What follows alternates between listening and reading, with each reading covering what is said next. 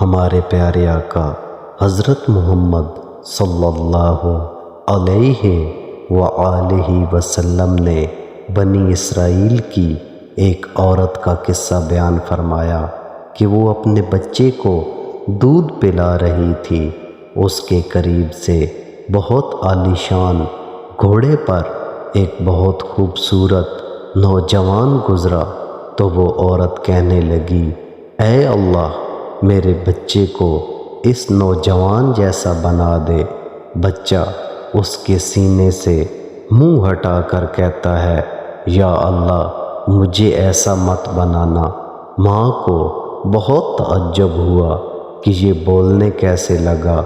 تھوڑی دیر بعد بہت خستہ حالت میں ایک عورت وہاں سے گزری۔ اس کو لوگ بہت ذلت کے ساتھ لے جا رہے تھے۔ بچے اسے پتھر مار رہے تھے، لوگ اسے برا بھلا کہہ رہے تھے، کوئی اس پر بدکاری کی تہمت لگا رہا تھا اور کوئی چوری کا الزام لگا رہا تھا۔ اس عورت نے کہا، اے اللہ، میرے بیٹے کو ایسا مت بنائیو۔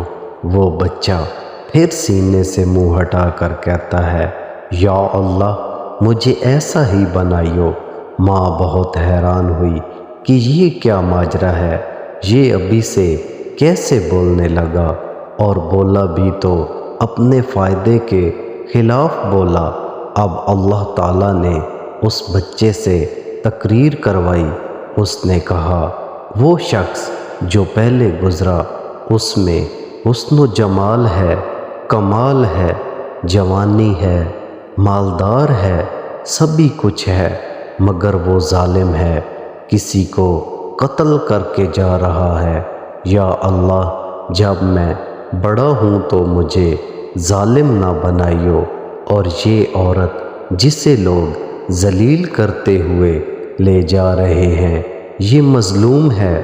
لوگ کہتے ہیں کہ یہ بدکار ہے، مگر اللہ جانتا ہے کہ یہ پاک دامن ہے۔ لوگ کہتے ہیں کہ اس نے چوری کی ہے، مگر اللہ جانتا ہے کہ یہ کبھی ایسی خیانت نہیں کرتی۔ یا اللہ، مجھے ایسی عزت نہیں چاہیے جو تیری نظر میں ذلت ہو۔